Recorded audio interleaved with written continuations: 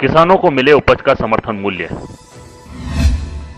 लालसोट कृषि उपज मंडी होगी शीघ्र शुरू। जरूरतमंदों को राशन किट उपलब्ध कराए उद्योग मंत्री।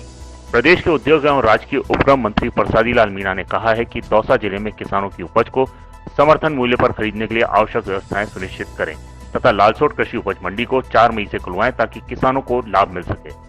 जिन क्षेत्रों में खरीद केंद्र स्थापित नहीं किए गए हैं उनके प्रस्ताव बनाकर राज्य सरकार को भेजें तथा शीघ्रता से चालू करवाने की व्यवस्था की जाए।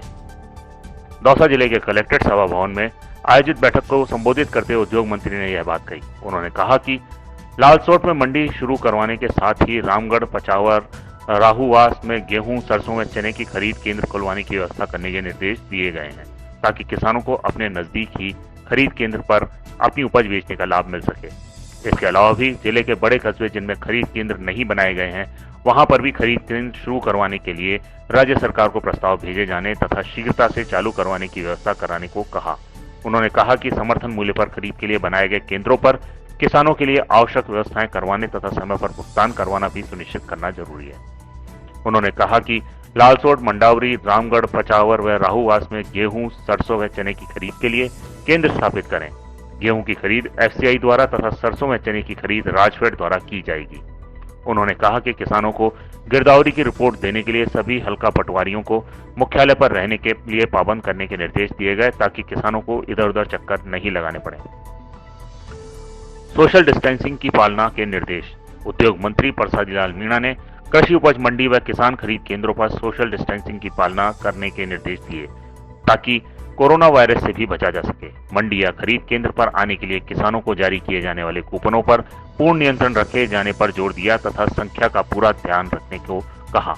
किसानों के लिए मास्क लगाने, हैंड सैनिटाइजर, साबुन से हाथ धोने, मंडी प्रांगण को सैनिटाइज करने तथा आमजन में एडवाइजरी की पालना करवाने के भी निर्देश दिए। बाहरी श्रमिकों पर पूर्ण निगरानी।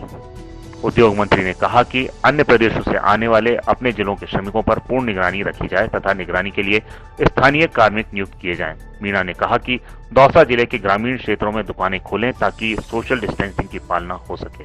उन्होंने संबंधित उप जिला कलेक्टर व उप पुलिस अधीक्षक क्षेत्र में भ्रमण कर दुकानों व ग्राहकों में चेतना जागृत करने के संदेश देने के निर्देश दिए ताकि ग्रामीण जनता को आवश्यकता के घरेलू सामान उचित मूल्य पर मिल सके।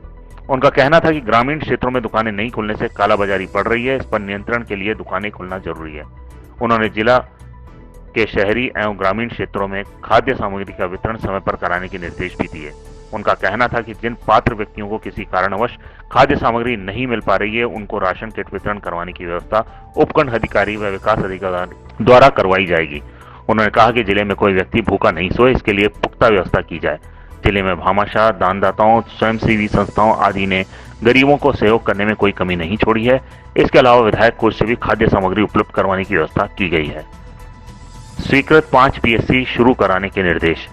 मीणा ने कहा कि जिले के ग्रामीण क्षेत्रों में आमजन को चिकित्सा सुविधाएं उपलब्ध करवाने के लिए राज्य सरकार द्वारा स्वीकृत की गई सभी 5 पीएससी को शीघ्र चालू करवाने के लिए मुख्य चिकित्सा एवं स्वास्थ्य अधिकारी शीघ्रता से कार्य करें तथा जिन चिकित्सा संस्थानों में किसी भी प्रकार उपकरणों की आवश्यकता हो सूची बनाकर प्रस्तुत करें ताकि विधायक कोष से स्वीकृति जारी की जा सके। उन्होंने कहा कि आमजन को समय पर आवश्यक सुविधाएं उपलब्ध करवाने के लिए सभी अधिकारी कर्मचारी सक्रिय रहकर कार्य करें। ब्यूरो रिपोर्ट, पत्रिका टीवी।